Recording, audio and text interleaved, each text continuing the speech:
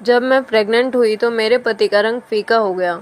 फ़ौरन ही उस रात मुझे वो गांव से दूर एक कमरे में ले गया और बोला कि पूरे 9 महीने तुमको यहीं रहना है। और जब आखिरी दिन मुझे दर्द शुरू हुआ तो फ़ौरन एक औरत अंदर आई, मेरा बच्चा छुपाती हुई बाहर ले गई। कुछ देर के बाद मेरा पति रोता हुआ अंदर आया और बोला कि बच्चा तो तुमने मुर्दा पैदा किया था। मुझे बहुत ही अजीब लगा। वो दूसरी बार जब मैं प्रेग्नेंट हुई तो पति को कुछ ना बताया और चुपके से घर से भाग गई। एक दिन डॉक्टर से चेकअप करवाने आई तो थोड़ी देर के बाद डॉक्टर की पूरी टीम ने मुझे जंजीरों से बांध दिया और बोले कि तुम्हारे पेट में तो। मैं शादी की रात में घूंघट ओढ़कर बैठी अपने पति का इंतजार कर रही थी। तभी दरवाज़ा खुला और मेरे पति कमरे में आया। उसके कदम मेरी तरफ बढ़ रहे थे, तभी वह आकर रुक गया। मैं सोच रही थी कि वह कोई बातचीत करेगा, मगर वह कुछ भी ना बोला। मुझे बड़ा अजीब सा महसूस हुआ। तब मैंने अपना घूंघट खुद ही उठाकर देखा, लेकिन मुझे हैरत का झटका तब लगा जब मैंने कमरे में देखा तो कोई भी नहीं था। मेरा दिल एकदम से धड़कने लगा। मैं डरी नज़रों से यहाँ वहाँ देखती रही। तभी कमरे का दरवाज़ा खुला और मेरे पति कमरे में आ गया। उसकी नज़र जैसे ही मुझ पर पड़ी, जल्दी से मेरे पास आया और बोला कि डरी हुई क्यों बैठी हो। मैं बोली, थोड़ी देर पहले ही कमरे में कोई आया था। जैसे ही मैंने घूंघट उठाकर देखा तो कमरा खाली था। सचिन बड़ा परेशान हो गया था। कुछ देर तो कुछ बोला ही नहीं, फिर हंसने लगा और बोला कि रागनी, पहले भी मैं ही कमरे में आया था। तुम्हारे पास बैठकर याद आया कि मुंह दिखाई का गिफ्ट बाहर भूल गया हूँ, इसीलिए जल्दी से बाहर गया था कि ला सकूं। सचिन ने अंगूठी की तरफ इशारा किया। अब मैं शांत हो गई थी। सचिन ने अंगूठी मेरी उंगली में पहनाई और बोला कि रागिनी, आज तुम बहुत ही प्यारी लग रही हो। मैं मुस्कुरा दी। तभी सचिन उठकर वॉशरूम चले गए। जब वह वापस लौट कर आए तो बोले कि रागिनी, मैं थका हुआ हूँ, सोना चाहता हूँ, तुम भी यह भारी लहंगा बदल कर आराम कर लो। मैंने सिर हिला दिया। सुबह हुई तो मैं बाहर निकलकर मौसम का आनंद ले रही थी। मेरी और सचिन की अरेंज मैरिज हुई थी। हम दोनों एक दूसरे को नहीं जानते थे और ना ही हमारा आपस में कोई रिश्ता था। मामी ने बस मुझे इतना बताया था कि रागनी, तुम बहुत खुशनसीब हो जिसे सचिन जैसा अच्छा हमसफ़र मिला है, जो बहुत ही अच्छा इंसान है। फिर सबसे बड़ी बात यह है कि उसके आगे पीछे भी कोई नहीं है। माता पिता दुनिया से जा चुके हैं, बहन भाई कोई नहीं था, वह अकेला ही हर चीज़ का मालिक है। तब मैं बोली कि मम्मी, मेरे पति का कोई भी रिश्तेदार नहीं है। कल को कोई बात हो गई तो उसे कौन समझाएगा। मम्मी मुस्कुराने लगी और बोली, बेटी, यही तो बात है कि रिश्तेदार नहीं है तो फिर वह किसके कहने में आकर तुमसे लड़ाई झगड़ा करेगा, बल्कि पूरी दुनिया में उसका तुमसे एक रिश्ता होगा, वह तुम पर जान देगा। बस बेटी, तुम अपने पति की बात मानती रहोगी तो कुछ भी गलत नहीं होगा। मुझे मम्मी की बात समझ में आ गई थी, इसलिए मैंने सचिन के रिश्ते के लिए हाँ कर दी और आज मैं उसकी बीवी बनकर उसके घर की मालकिन बन गई थी। मैं घर की एक एक चीज़ को बड़े ही प्यार से छूकर देख रही थी। हमारा घर छोटा सा था मगर बहुत ही खूबसूरत था। हर चीज़ बहुत अच्छे से सजी हुई थी। चलते चलते मैं घर के पीछे चली गई जहाँ एक छोटा सा कमरा था। मैंने सोचा कि इस कमरे में झांककर देखूं कि वहाँ क्या पड़ा है। मैं जैसे ही कमरे में जाने लगी, अचानक किसी ने मेरा हाथ पकड़कर पीछे खींचा था। मैंने जल्दी से पीछे मुड़कर देखा तो सचिन खड़े थे, जिनके चेहरे पर गुस्सा ही गुस्सा था। सचिन बोला कि रागिनी, तुम यहाँ क्या कर रही हो। मैं शर्मा कर बोली कि अपना घर देख रही हूँ, हर चीज़ को महसूस कर रही हूँ, मुझे अपने घर की मालकिन बनकर बहुत अच्छा लग रहा है। सचिन के चेहरे पर गुस्सा था। वो बोला, रागिनी, पूरा घर तुम्हारा है, बल्कि अब तो मैं भी तुम्हारा हूँ, मगर यह कमरा ना तो मेरा है और ना ही तुम्हारा है, इसलिए तुम इस कमरे से दूर रहना। मैं बोली, ये क्या बात हुई, घर आपका है तो फिर आपके घर में बना यह कमरा भी तो आपका क्यों नहीं है। सचिन बोला कि यह मैंने कुछ साल पहले किसी को रहने के लिए दिया था, उसका सामान इसमें पड़ा है, वह अभी तक लौटकर वापस नहीं आया। जब आएगा तब मैं उसे कह दूंगा कि अपना सामान उठाकर ले जाए, फिर तुम इस कमरे की मालकिन बन जाना। मुझे बहुत ही आश्चर्य हुआ था। मैं बोली, ऐसा भी कौन था जिसके लिए आपने यह कमरा अभी तक बंद करके रखा है। फिर सचिन को गुस्सा आ गया और बोला कि बस बस, ज़्यादा सवाल मत करो, मुझे ज़्यादा बोलने वाली लड़कियां अच्छी नहीं लगती, चलो आज के बाद यहाँ मत आना। मैं उदास होकर अंदर आ गई। भला यह क्या बात हुई कि ज़्यादा बोलने वाली लड़कियां नहीं पसंद, लड़कियां तो हमेशा ही बहुत ज़्यादा बोलती हैं। मैं सचिन के पीछे पीछे घर के आंगन में आ गई थी। तभी एक बार बेल बजा तो सचिन ने जाकर दरवाज़ा खोल दिया। जब वापस आए तो उनके हाथों में नाश्ता था। मैं बोली, अरे सचिन, आपने ऐसा क्यों किया, अब तो आपकी बीवी घर आ गई है, अब आपको कोई चीज़ बाहर से मंगवाने की ज़रूरत नहीं है। सचिन बोले, आ जाओ तुम नाश्ता कर लो।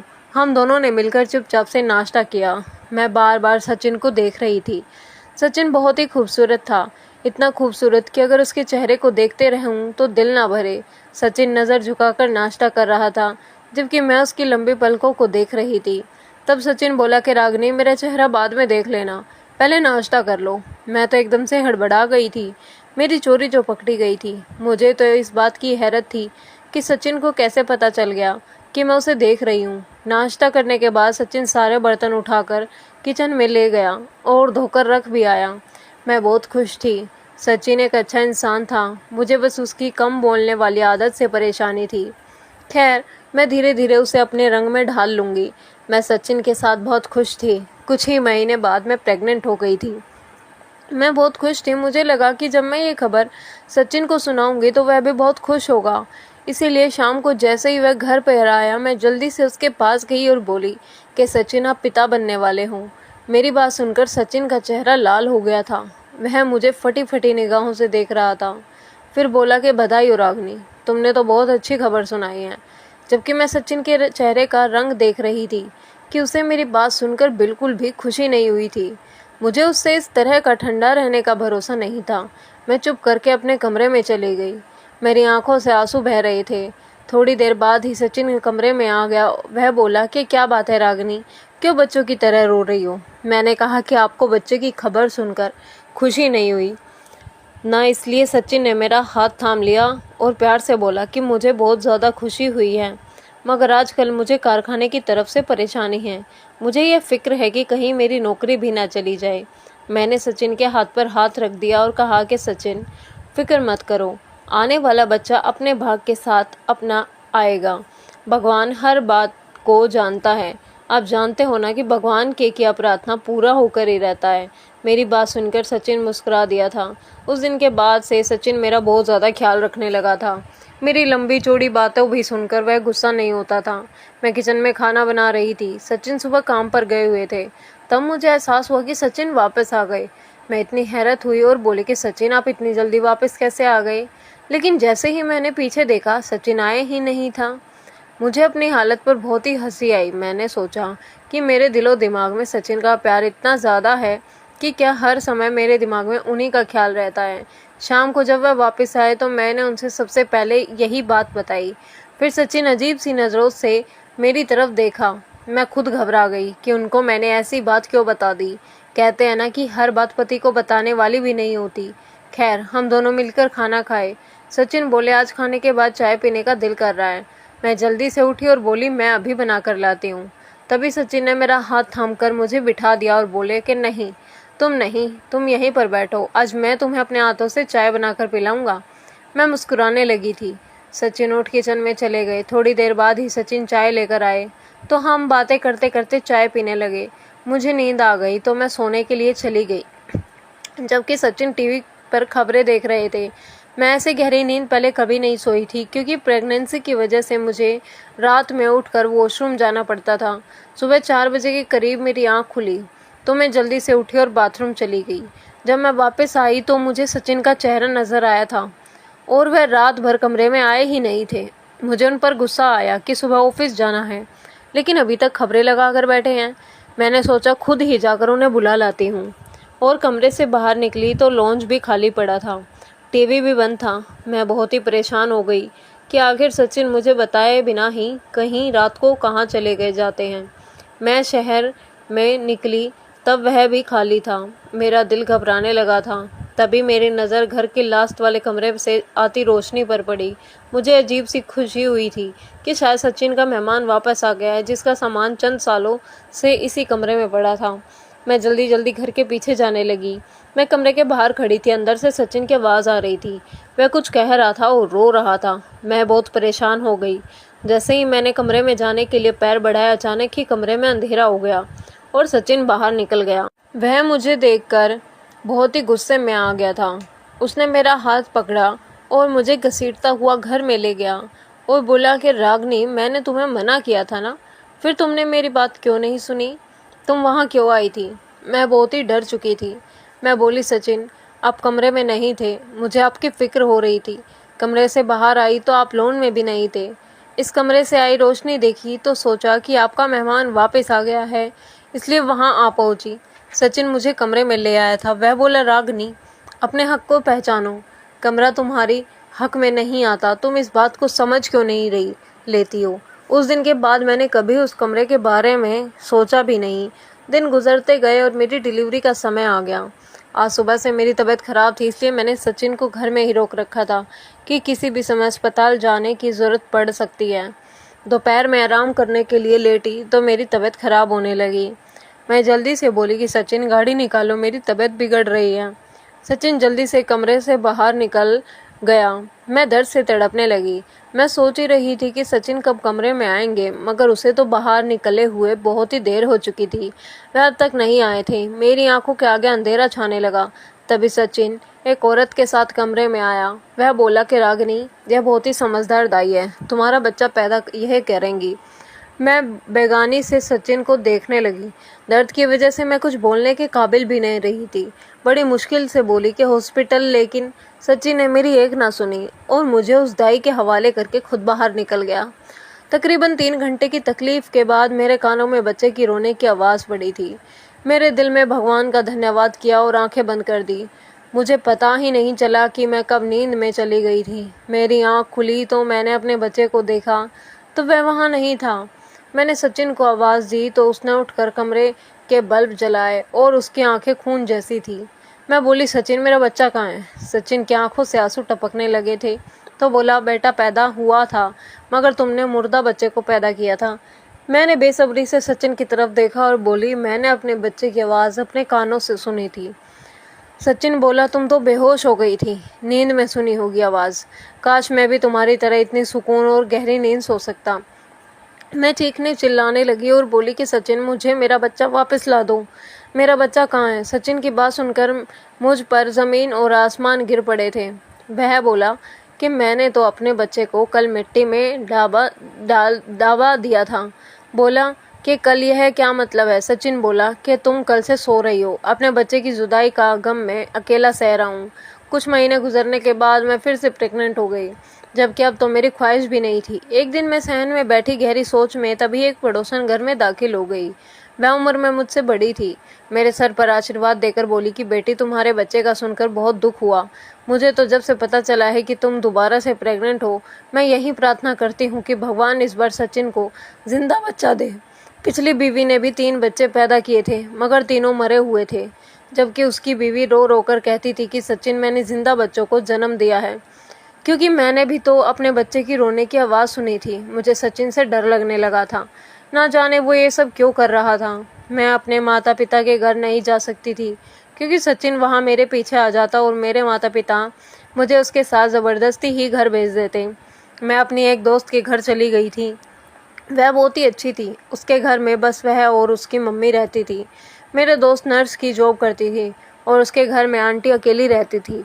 उन्हें पता था कि मैं प्रेग्नेंट हूँ। मैंने उन्हें अपनी सारी बात सुना दी थी, इसीलिए वह मेरा बहुत ख्याल रखती थी। एक दिन मैं और आंटी हॉस्पिटल गई थी चेकअप के लिए, तो डॉक्टर ने अल्ट्रासाउंड किया तो अचानक से चीख पड़ी थी। डॉक्टर ने मुझे कुर्सी पर बैठने को कहा और खुद बाहर निकल गई। मैं और आंटी हक्का बक्का से इनको देख रहे थे। थोड़ी देर बाद वह डॉक्टर अपनी नर्स के साथ कमरे में वापस आई। उसने मुझे बेड पर लेटाकर जंजीरों से बांध दिया था। मैं तो इधर से इधर उधर कांपने लगी थी। आंटी सब देखकर गुस्से में आ गई थी। डॉक्टर को गुस्सा होकर बोली, ये क्या बदतमीजी लगा रखी है? तुम डॉक्टर हो या जानवर? खोलो मेरी बेटी की जंजीरों, नहीं तो मैं पुलिस को बुला लूँगी। डॉक्टर बोला, क्या आप फिक्र क्यों कर रही हैं? यह सब हम आपकी बेटी की सही के लिए ही तो कर रहे हैं। यह देखिए, इसके पेट में आधा इंसान का बच्चा है और आधा जानवर का। यह बच्चा पैदा नहीं होना चाहिए। अगर पैदा हो गया तो माँ अपनी ममता के तहत इसको पालने लगेगी, मगर तब तक बहुत ही तबाही मच जाएगी। हम इस बच्चे को ख़त्म करना चाहते हैं। आप अबॉर्शन के कागज़ पर साइन कर दें। आंटी बोली, आप मेरी बच्ची को छोड़ दो, अभी और इसी समय। मैं पता करती हूँ कि क्या बात है। आंटी मुझे अस्पताल से बड़ी मुश्किल से बाहर निकलवा कर लाई थी। मैंने आंटी से कहा कि मैं अपने पति के घर पर जाना चाहती हूँ, वही बताएगा कि आखिर क्या बात है। हम दोनों घर चले गए थे। घर खाली पड़ा था। मैं आंटी को घर के पीछे ले गई। मेरी हैरत की इम्तिहान आ रही। वह कमरा खोला हुआ था, सचिन भी वहीं पर बैठा हुआ था। मैं कमरे में गई और सचिन मुझे देखकर बहुत डर गया था। मैं बोली, मेरे पेट में पलने वाला बच्चा आधा इंसान है और आधा जानवर। इसके पीछे का राज क्या छुपा है? मुझे वह तुमसे जानना है। सचिन रोने लगा और के बोला, रागिनी, मैं एक बहुत ही खराब इंसान हूँ। मैं अपनी जवानी के दिनों में बहुत ही बड़ा पाप करता। हमारे घर में एक औरत काम करने आई थी। कभी कभी उसके साथ उसकी जवान बेटी भी आती थी। वह बहुत ही खूबसूरत थी। मैं उस पर फिदा हो गया। मैंने उससे कहा कि मैं तुमसे शादी करना चाहता हूँ। वह भी बहुत खुशी हुई थी। हमारी दोस्ती हो गई और मैंने उसकी गरीबी का फ़ायदा उठा लिया, जिसकी वजह से वह प्रेग्नेंट हो गई। उसने मुझ पर बहुत ज़ोर डाला कि मैं उससे शादी कर लूँ और घर ले जाऊँ, लेकिन मैंने साफ इनकार कर दिया। तब उसने मेरी मम्मी पापा को ये बात बता दी थी। मैं बोला, इस दुनिया में मेरे लिए तुम ही रह गई थी क्या? मैं तो जूता भी ब्रांड का पहनता हूँ। तुम जैसी गरीब से विवाह कैसे कर लूँ? मैं रोते ही घर चली गई और फिर मुझे पता चला कि उसने अबॉर्शन करवा लिया था। कुछ महीने बाद मेरी मम्मी ने मेरी शादी कर दी। मेरी पहली बच्ची ऐसी हुई थी। उसने 2 घंटे दुनिया में सांस लिया और फिर चल बसी। मैं और मम्मी बहुत परेशान थे। बाबा के पास गए तो वह बोले कि सचिन, तुम पर तुम्हारी किसी महबूबा ने काला जादू किया है। यह काला जादू बहुत ज़्यादा भारी है ताकि तुम्हारा बच्चा आधा जानवर हो। मैं तुम्हारे लिए तोड़ कर देता हूँ। मैं बहुत ज़्यादा डर गया था और फिर वही हुआ जिसका डर था। वह बाबा अभी जादू कर ही रहे थे कि मर गए। मुझे मालूम हो गया था कि वे शैतान ताकत का मुकाबला नहीं कर पा रहे। मेरे 3 बच्चे ऐसे ही पैदा हुए थे। मैंने अपनी पत्नी से कहा कि तुम बच्चे मरे हुए पैदा करती हो, तो उसने मेरी बात का भरोसा नहीं था, इसलिए मुझे तलाक लेकर चली गई। इस कहानी के 10 साल बाद मैंने तुमसे शादी की, इस भरोसे पर कि क्या पता वह जादू कमज़ोर पड़ जाए हो। अगर ऐसा नहीं हुआ, तुमने बच्चा जिंदा ही पैदा किया था, मगर फिर वह मर गया। मैं अजीब नज़रों से सचिन को देखती रही। मैंने उसे डिवोर्स को कहा तो उसने मुझे डिवोर्स दे दिया। कुछ दिन बाद मैंने इस बच्चे को जन्म दिया था। वो थोड़ी देर ही जिंदा रहा और फिर मर गया। उस बच्चे के साथ मैं भी अंदर से मर गई थी। मैं अपने मम्मी पापा के घर वापस चली गई तो उन्होंने मुझे बहुत खुशी खुशी अपने घर में रख लिया था। मैं खुशहाल ज़िंदगी गुजार रही हूँ, मगर मेरे दिल से वह दुख और खौफ नहीं जाता। कहानी अच्छी लगी हो तो लाइक करें।